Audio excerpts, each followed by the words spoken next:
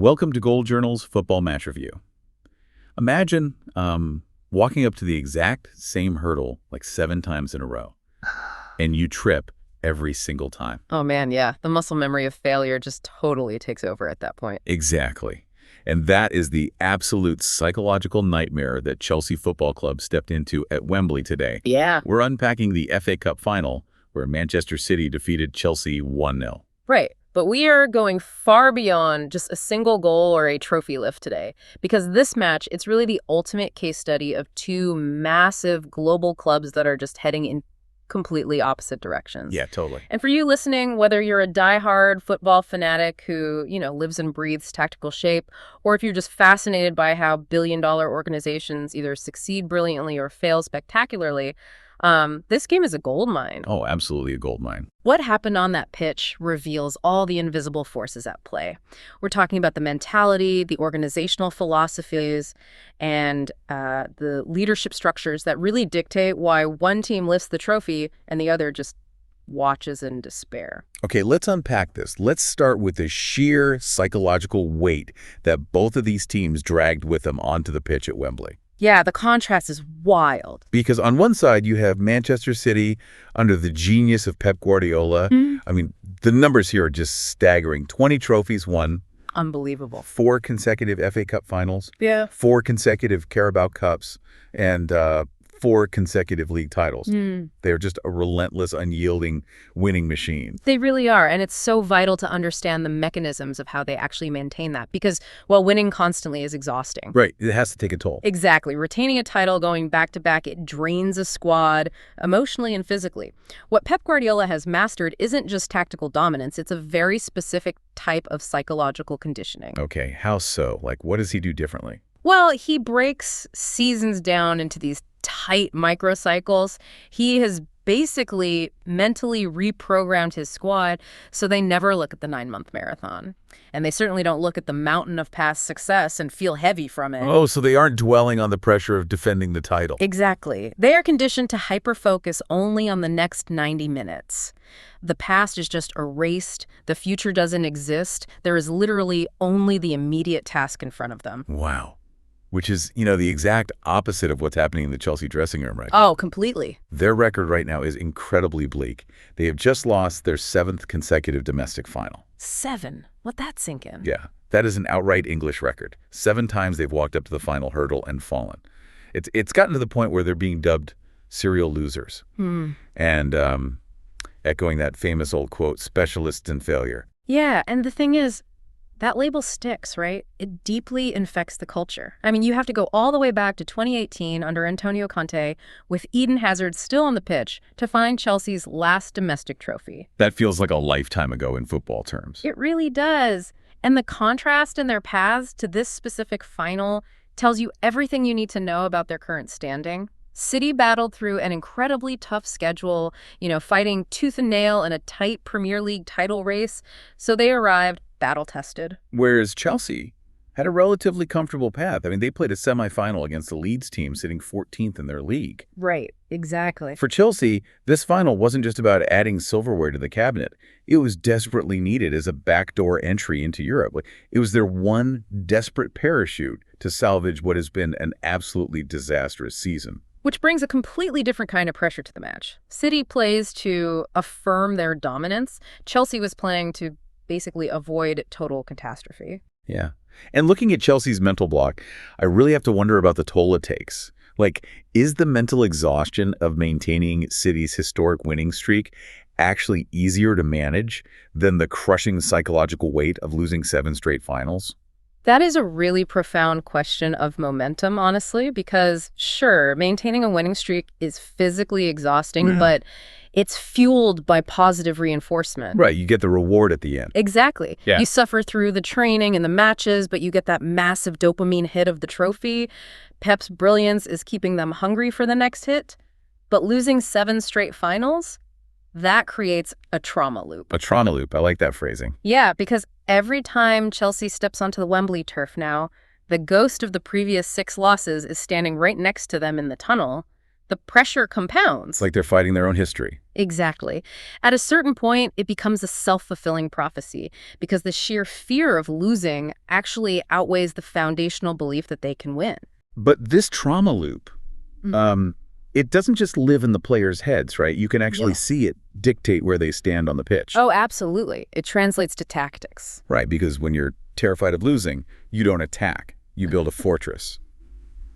And that's exactly why Chelsea's manager for the match, McFarlane, barked a 5-man defense at the back. Yeah, he did. He set up this highly defensive tactical game plan designed specifically to just nullify Manchester City's attacking patterns. He really deployed a system to just clog the half spaces that City loves to exploit.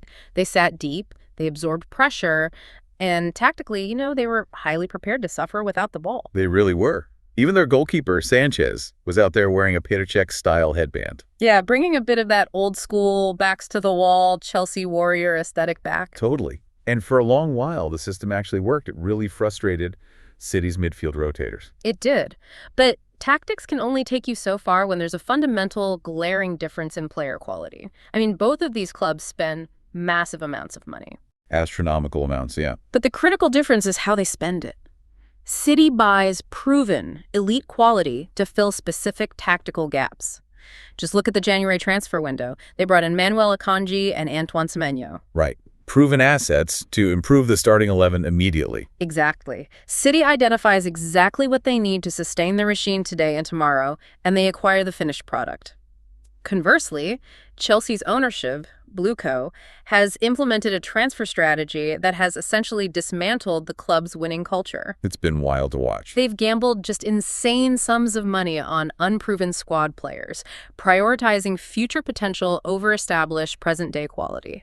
Chelsea's transfer policy is like buying the world's most expensive steering wheel, a great set of tires, and a shiny exhaust, but completely forgetting to buy an engine. That's a great analogy. Right. Like they have all these individual parts with high potential, but no unifying core to actually drive them forward. Yeah. Whereas City just goes out and buys the fully built Ferrari. Yeah, exactly. And this philosophy difference was glaringly obvious when you look at the substitutions in this final. Oh, man. The subs told the whole story. They were a live demonstration of the two business models. So at halftime, City wasn't quite clicking. So Pep Guardiola turns to his bench and brings on Ryan Cherki, replacing Marmoush. Right. He brings on a player with the technical quality and vision to instantly alter the geometry of the match. He needed a lockpick, and he had a world-class one sitting right next to him. Meanwhile, I noticed Chelsea brought on Liam Delap and Alejandro Garnacho late in the game when they were getting desperate. And, I mean, they're just kids. Yeah. Meanwhile, City is throwing on established game changers. Yeah. It feels a bit unfair, but isn't that ultimately a failure of tactics by Chelsea's manager? Like, shouldn't McFarlane be able to organize these young players into a cohesive attacking threat, regardless of their age? Well, you would hope so. But tactics only buy you survival. They do not buy you victory. McFarlane's 5 at the back allowed Chelsea to survive for a long time. That makes sense. Yeah, tactics can organize a defense to delay the inevitable. But winning, like actually breaking down an elite opponent and scoring in a high-stakes final, requires individual brilliance. It requires a player to do something totally unpredictable that shatters the tactical structure. Right. And if your ownership doesn't buy those players, your tactics are just a shield with no sword. Eventually, against a team like City, the shield always breaks. Which brings us perfectly to the decisive moment of the match, because the quality gap inevitably leads to cracks under pressure, and that requires the intangibles of grit to overcome. Let's break down that beautiful second-half sequence that led to the goal. Yeah, let's talk about it, because it started with the substitute we just mentioned, Ryan Cherki. Right, the lock pick. Exactly. Cherki receives the ball and threads this perfectly weighted pass to Bernardo Silva. Silva makes a penetrating, aggressive run and finds Erling Haaland, who honestly had a really quiet game up until then. He did. Haaland had a remarkably quiet game by his own ridiculous standards, but he still possessed the spatial awareness to deliver the crucial assist. He finds Antoine Semenyo, and Semenyo finishes it with an absolutely stunning backheel flick. A backheel flick to win a Wembley final. Yeah. Just incredible. But the journey of Semenyo is what really highlights this theme of grit for me. Oh, his story is amazing. Right. Because he was playing in the 5th and 4th tiers of the English football pyramid not that long ago. Yeah. He climbed from the absolute muddy grassroots, the physical grinding leads of the National League to scoring the winning goal in an FA Cup final. It's just a phenomenal story of resilience. It really is, and that grassroots experience builds a very specific type of character.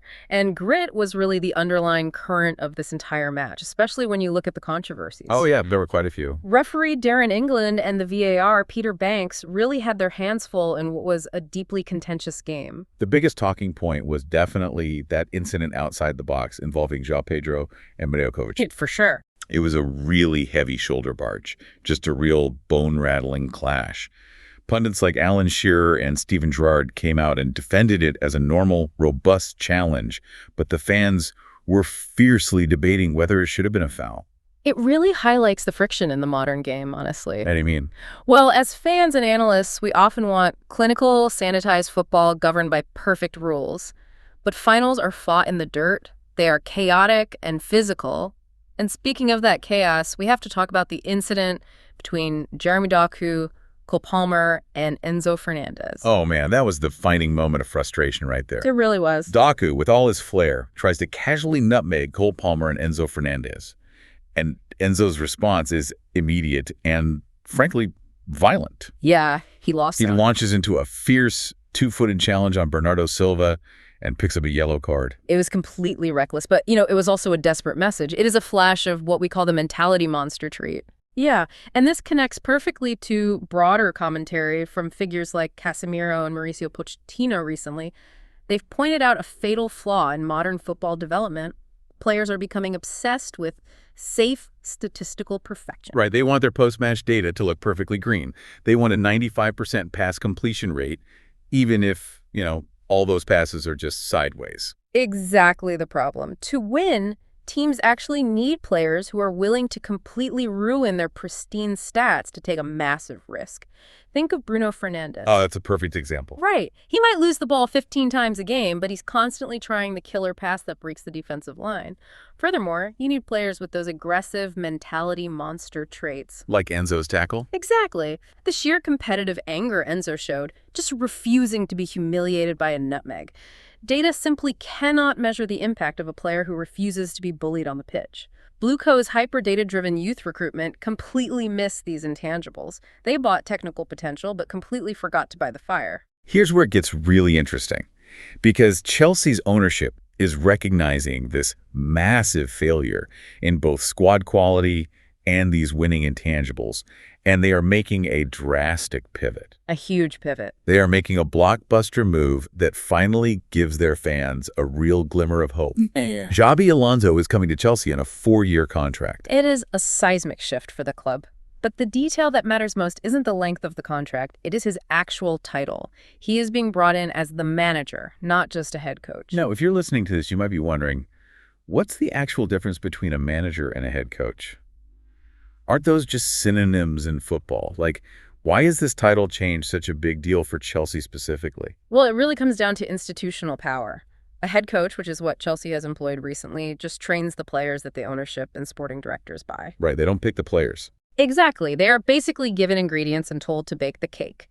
A manager, on the other hand, has true overarching control. They dictate the culture of the training ground, they have a massive, often final say in transfers, and they control the entire footballing environment. Wow. By giving Alonso the manager title, Blueco is essentially admitting their previous, tightly controlled corporate policy was a disaster. They are surrendering power back to a footballing expert. And what an expert to surrender it to, right? Yeah.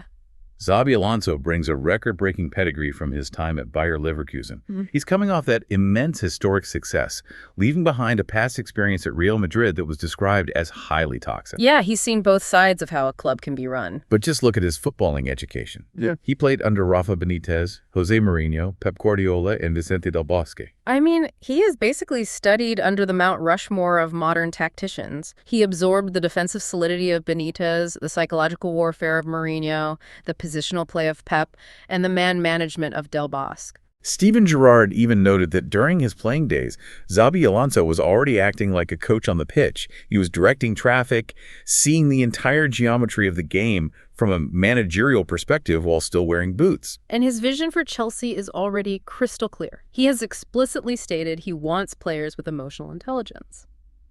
Okay, but what does emotional intelligence actually look like on a football pitch? Because honestly, it sounds a bit like corporate jargon. Yeah, I get that. But on the pitch, emotional intelligence is really game state management. Okay. It is a player knowing exactly when to take a cynical tactical foul to stop a counterattack. It's knowing when the team is panicked and actively deciding to put your foot on the ball to slow the game down for 3 minutes. It is not reacting to a terrible referee call and getting a needless red card. Oh, that makes total sense. Yeah. Xabi Alonso wants players who can read the emotional temperature of a match and manipulate it. He wants consistency and proven quality. He isn't interested in a squad of teenagers who might be good in half a decade. Plus, his mere presence, his aura as a legend of the game, acts as a magnet. Top-tier talent will demand transfers to Stamford Bridge simply because they want to play for Xabi Alonso. It feels like Chelsea has hired a master architect to come in and fix a collapsing skyscraper. Like he's looking at the flawed blueprints the owners drew up, tearing them apart and saying, "We build it my way with solid steel or I walk." Totally. He absolutely won't be a puppet. But I have to challenge this optimism for a second. Can one man's reputation and his demand for emotional intelligence instantly cure an entire institution that is deeply infected with a serial loser disease? If we connect this to the bigger picture, Xabi Alonso's mandate is the ultimate modern football test man management versus institutional chaos. One man cannot instantly cure the disease, no, but he can be the antidote that starts the healing process. Right. What Alonso brings immediately is a standard. When a player with Alonso's resume, a man who has won everything there is to win, walks into the dressing room and demands emotional intelligence, the players have to step up or leave. There's no more excuses. Exactly. There is no hiding behind youth or potential anymore. He bridges the massive gap between the boardroom's money and the dressing room's mentality. It will not be an overnight fix, but it is the first time in years Chelsea has a leader whose gravitational pull is stronger than the club's internal chaos. It's going to be a fascinating rebuild to watch unfold, that's for sure. To briefly recap what we've unpacked today, we looked at Manchester City's relentless, psychologically conditioned winning machine, fueled by the smart acquisition of proven quality like Akanji and Semenyo. Yeah. We contrasted that with the trauma loop of Chelsea's tragic 7-final losing streak, driven by a chaotic and naive youth transfer policy. We broke down the Semenyo's brilliant backheel flick born from lower league grit, and finally we examined the massive cultural shift Xabi Alonso is about to attempt as he takes full managerial control in London. We have seen today that all the data models and billion-dollar budgets in the world cannot buy the intangibles of a winning culture. That grit, that emotional intelligence, that mentality to risk it all. We've seen how brutally fast Chelsea fell from grace when they abandoned those principles. Absolutely. So for you listening, it begs a lingering question. Considering how much of Manchester City's psychological conditioning is tied directly to the micromanagement of one man, how fragile is their historic dynasty going to be the moment the genius of Pep Guardiola finally walks out the door? Thank you. See you soon with upcoming matches.